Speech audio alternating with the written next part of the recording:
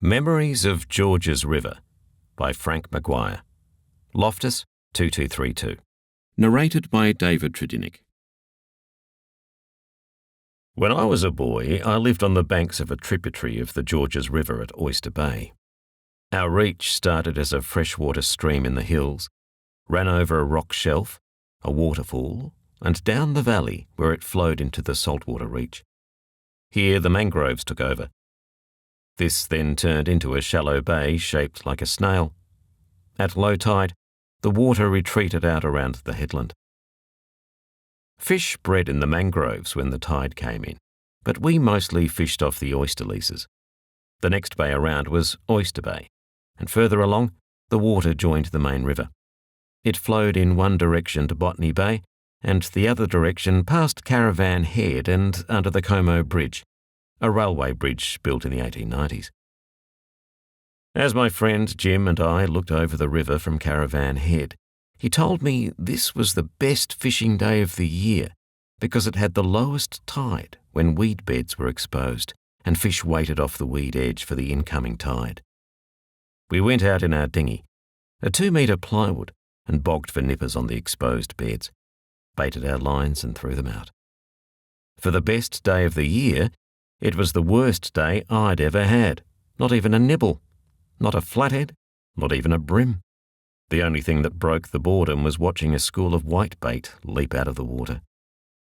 As the tide started to rise, I spotted splashing in the next bay. I shouted, "Look!" But by the time Jim looked, it was gone. Still nothing. By now, the tide was ankle deep over the beds. We decided to wait a bit longer.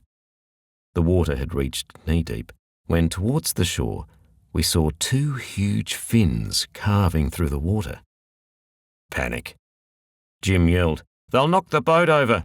The fins were close inshore and about a foot high, but when you're standing in a river with 2 huge man-eaters nearby, they might look a bit bigger than they actually are.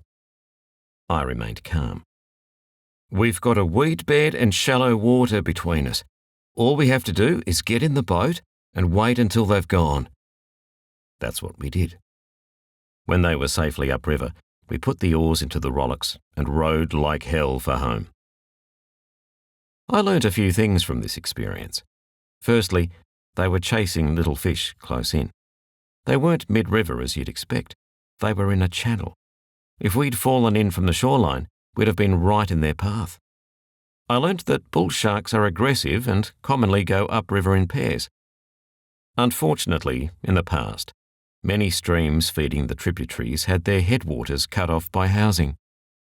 Mangroves were lost, now golf courses, playing fields and recreational areas.